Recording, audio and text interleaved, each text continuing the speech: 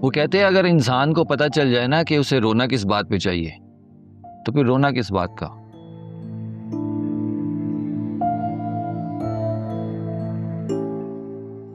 ये जिंदगी एक कैद है, और कैद ही बामुशक्कत वाली। और इंसान का कमाल देखो, कैद खाने में भी ना अय्याशी चाहता है। वाह। मोहब्बत करना अय्याशी नहीं होती चाचू। नहीं नहीं नहीं, लेकिन किसी की मोहब्बत किसी और को देना ये अय्याशी है।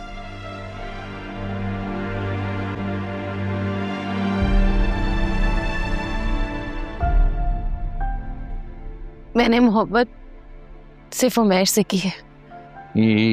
इसलिए तो तुम्हें बैठ के रोना पड़ रहा है। क्या कह रहे हैं आप जाइए, मुझे अपने अल्लाह से बातें करने दें। अब अल्लाह से ही बेवफाई कर रही हो तो क्यों सुनेगा तुम्हारी बात। चाचू आपको बुला रहे हैं।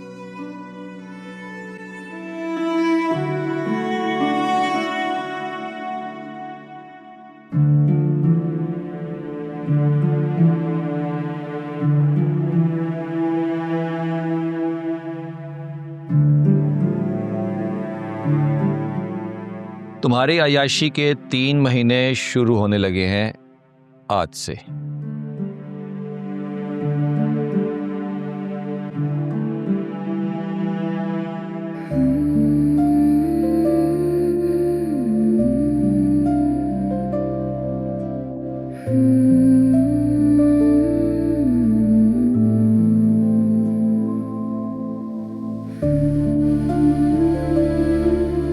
दोनों तरफ के दलाइल सुनने के बाद मैं इस नतीजे पे पहुंचा हूं कि ये बच्चा उमैर और क्या नाम है उस बच्ची का? सुंबुल जी। हाँ सुंबुल, इन दोनों की शादी 3 महीने बाद तय है।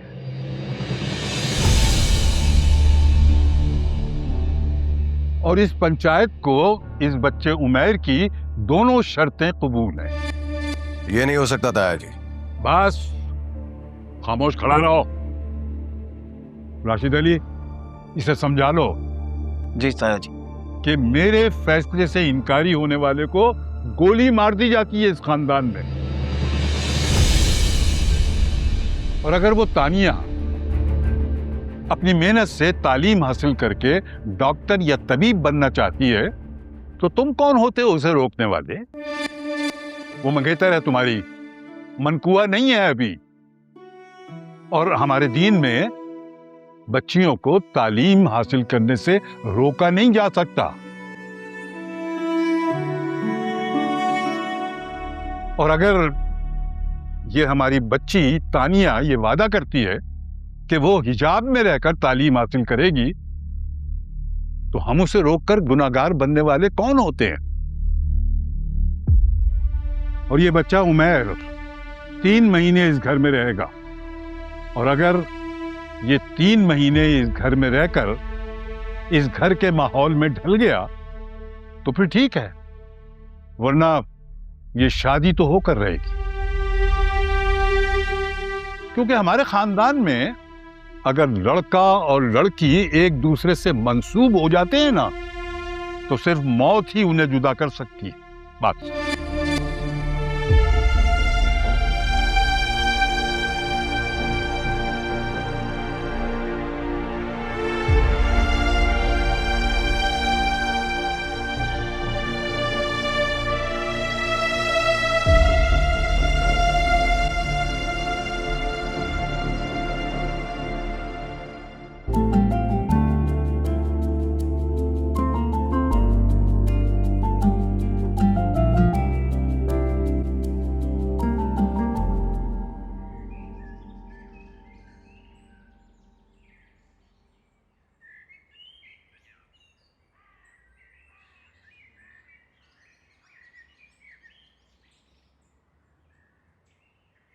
चाचू, हाँ, अब आपकी स्पिरिचुअल साइंस क्या कहती है इस बारे में? वही क्या वही? कि जो हो रहा है उसे होने दो, क्योंकि जो कुछ होता है वो अच्छे के लिए होता है। उमैर चलो यहाँ से। हाँ हाँ जाओ। और घर जाके ना मेरी इस बात के बारे में सोचना जो मैं अब कहने लगा हूं। ये वक्त एक समंदर है, गहरे पानी वाला समंदर, जिसमें तुम हाथ पैर चलाकर किनारे तक पहुंचना चाहते हो। बहुत हाथ पैर चलाकर थक हार कर जब तुम किनारे पे पहुंचते हो ना, तो तुम्हें वहां अपनी मंजिल नजर नहीं आती। वहां एक और जुस्तजू तुम्हें आ घेरती, तो वो तुम्हें एक नई मंजिल का पता बताती और तुम उस नई मंजिल की तरफ अपना सफर शुरू कर देते हो। ये नई मंजिलें, ये जुस्तजू, ये रास्ते, ये सब तुम्हें थका देती हैं, और उसकी वजह यह है कि तुम उसकी मर्जी के खिलाफ अपनी मर्जी चलाने की कोशिश करते हो। और आखिर में फिर वही बात, अपनी मर्जी को उसकी मर्जी में शामिल कर दो। खुद को कतरा समझ के समंदर में शामिल कर दो, तुम खुद समंदर बन जाओगे। फिर हर लहर, हर गहराई, हर किनारे पे तुम ही तुम होगे।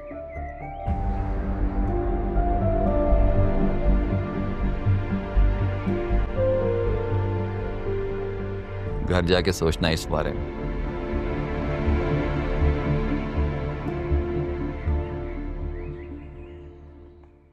उमर, इसकी बातें सोचने के बजाय ये सोचो कि घर जाके अपने पापा को क्या जवाब दोगे।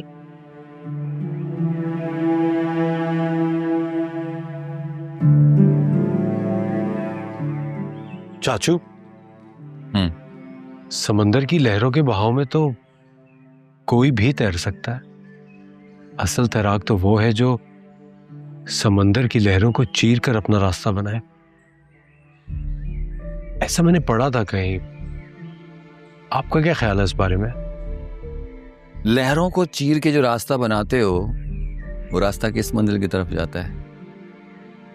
ख्वाहिशात, जो तुम्हारी सबसे बड़ी दुश्मन है, और ख्वाहिशात की तकमील तुम्हारी गुमराही।